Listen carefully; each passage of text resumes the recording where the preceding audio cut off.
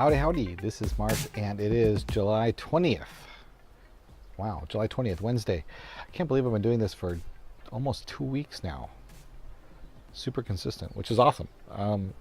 This morning, I got up a little early, and we went to the gym. Went to the gym with Ruhi, and it's cool. She's been starting to do workouts with me this week, and we're doing that. The compound strength exercises, squat, deadlift, bench press, blah blah blah blah blah, and it's been going really good. She's new to some of these movements, so we've been working with her. And the program we're on, the Strong Lifts 5x5, you start with just very low weights, so you work a lot on technique to start with, and then you gradually increase the weights, and while you're reinforcing that good technique. So it's very easy for a beginner to, and it's considered a beginner strength training program, but it's really easy for beginners to get into it. And when I was there, I was talking to this personal trainer. She used to be my personal trainer, and she's done some work with Ruhi too, but she really knows her stuff. She's actually moving away on Monday, but to San Diego. But we were talking a little bit about it, and she said, "Oh, it's good to see you coming in here regularly." I usually will come in there after she's already left for the day, so she's there usually like 6 to 7 or something. I usually would get in there around 8 o'clock, but I've been going earlier, and so I've been seeing her more there at the gym. And she said, "Oh, it's great you're coming in." I said, "Yeah, just trying to be consistent." She said, "Yeah, it's so important." And thinking about consistency, and then also thinking about going there with Ruhi and the accountability of that is sort of maybe think about accountability and think about the importance of accountability, because like I said yesterday, motivation is great to get you started, but I think one of the best ways to maintain that motivation or maintain that consistency is through accountability, through having an accountability partner. I was doing an accountability partnership with this guy, Dan, this past year, and we met every single day, 5 days a week, for 15 minutes on Skype. He was in Boston, I'm over here, or he's in Massachusetts, I'm in Hawaii. 6 hours apart, so it was his lunchtime, it was my early morning, and we would just talk. Okay, what'd you do? What are you going to do? And what didn't you do, and how are you going to improve? So just really quick, like agile methodology, kind of sort of Scrum meeting, if you're familiar with that. SCRUM, if you don't know it. Google it. And so we just quick meeting, but it helped. I was way more productive with that than I would have been without it, because I knew I had to tell someone the next day, okay, this is what I did and this is what I didn't do, and it keeps you accountable. So for me, there's 3 different levels of accountability. The first level of accountability is personal accountability. So this is accountability to yourself, and telling yourself, yeah, I'm going to do this thing, I'm going to do it, and you want to keep your word to yourself. This to me is the weakest level of accountability, because you're just telling yourself you're going to do this thing. No one else knows about it really, and you only promised it to yourself, so you could totally beg on it and it would never maybe never happen. So that's one type of accountability. The next type of accountability is actually, I'm going to check the mic real quick. Hold on. All right, video's working good. So that's the weakest level of accountability, is personal accountability, and mainly because you're not really being held accountable to yourself. Yeah, but that's not really enough, and it works okay for things that aren't major,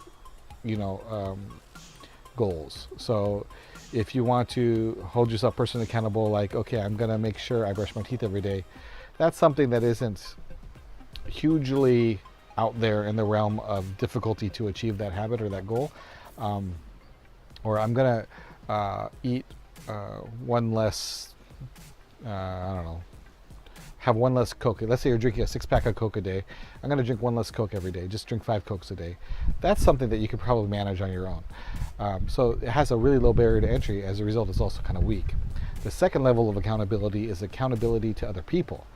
And this is much stronger, because other people are counting on you, or not counting on you, but holding you accountable to yourself. So you're telling someone else, and there's sort of 2 types of having someone else having an accountability partner. One is the accountability partner where they're just kind of paying attention to what you're doing, but they're not really saying anything about it. So you're just telling them, hey, I did this today, and they're like, okay, that's great. but they don't really hold you accountable. It's more like you're reporting to them so that they know that you did what you say you're going to do, but it has no impact on them either way. The second better way is having an accountability partner that actually keeps you accountable. Actually, there's three levels. So the first is the accountability partner that is just sort of there to listen to that when you say you did it, but it doesn't affect them. The second one is an accountability partner who will listen to you saying you did something and then hold you, like, make sure you did the thing. So they'll contact you and say, hey, did you do the thing you said you're going to do? And if you didn't do it, then they're like, okay, so yeah, you know what that means. You got to do like 20 push-ups or whatever the thing is that you said you would do if you don't do the thing. So that's one. That's the second level of having an accountability partner. The third level is having an accountability partner that actually it impacts them if you do or don't do the thing. So let's say you have an accountability partner and your accountability is to you're going to, I don't know, finish a logo design for their business. Now this accountability partner is actually a partnership with you, and you need to do the thing you need to do so that they can do the things they need to do. So this is much more of a partnership, but there's accountability integrated into that partnership.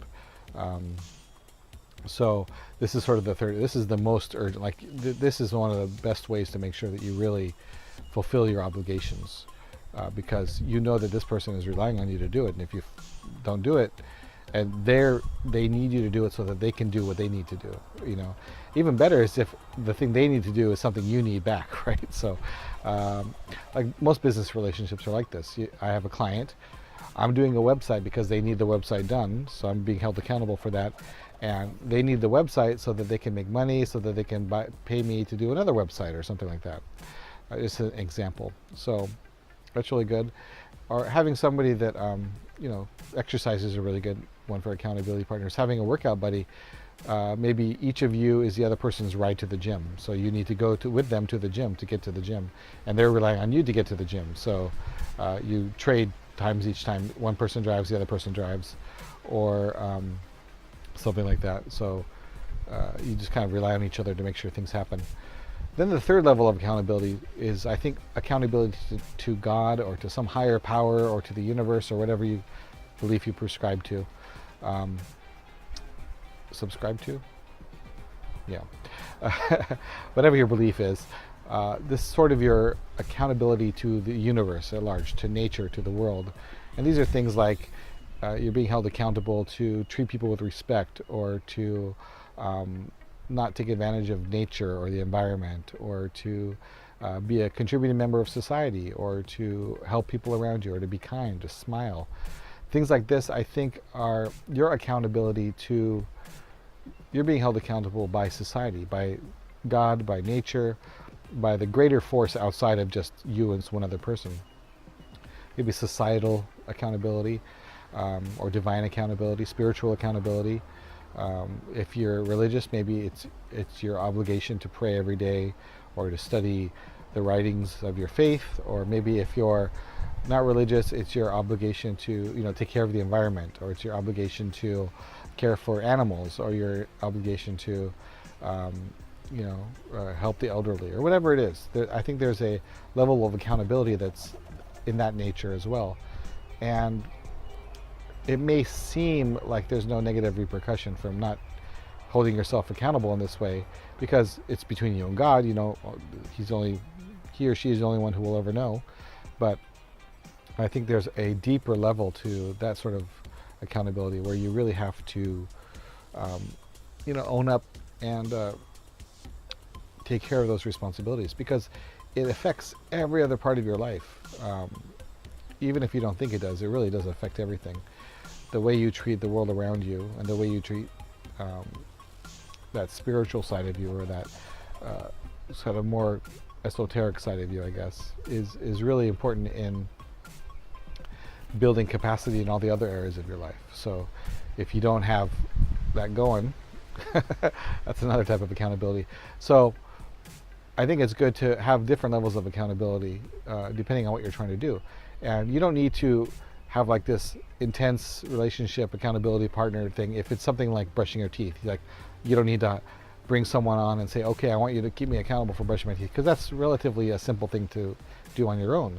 But at the same time, you don't want to just hold yourself accountable for something like um, work-related stuff. You need someone who can keep you accountable for that, or exercise or nutrition. A lot of times it's hard to do that yourself, so it's good to have an accountability partner. And then keeping yourself accountable to God or whoever, it's sort of a personal nature, but it's not just you and yourself. It's you acknowledging that there's another force in the universe, or another energy out there, or another responsibility that you have to create a better world. So that's what I was thinking about today, these different levels of accountability. And that I sort of miss having Dan as my accountability partner. I know he's really busy, he has a new daughter, and he's 6-7 hours away from me. But I think I'm going to try and find another person I can do that with, just a daily touch base on, like, this is the work, and the 5 areas I was talking about before, work is one of them. And I think having an accountability partner for each area that you're focusing on is good. So now Ruhi is my workout accountability partner, because we're working out together, and also my nutrition one, because we eat together. And for work, it'd be great to have an accountability partner for work. For guitar, which is one of my things, taking lessons with someone, paying for lessons is also a way to keep yourself accountable, because you're investing money in that relationship, and they're counting on you as a source of income too, but you made a commitment to that. So that's really good, being held accountable with guitar, or finding someone else who wants to learn guitar and making a challenge. Okay, every day we're going to practice scales for half an hour or something. That would be great. So I'm thinking maybe doing lessons or something for guitar. What are the other areas?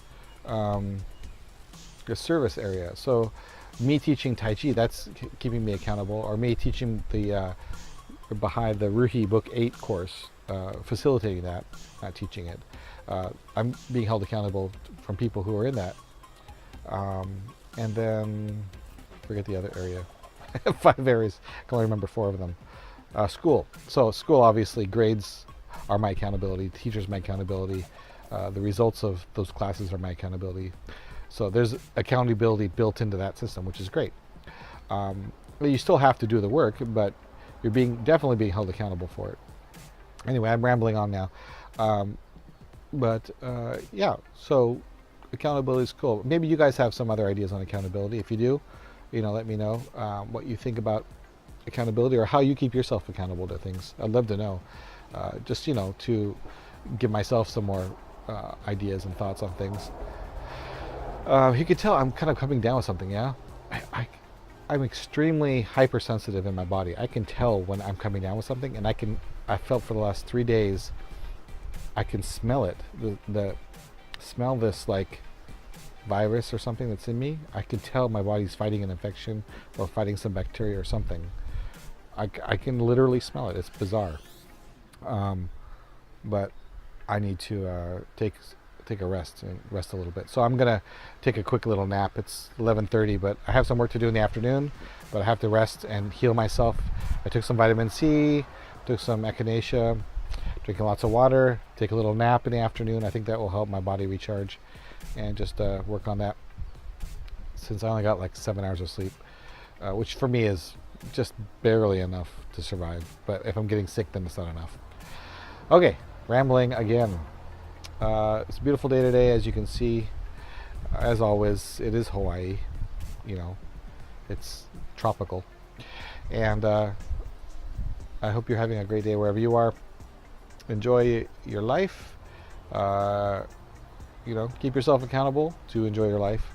And whatever you do, just keep on keeping on.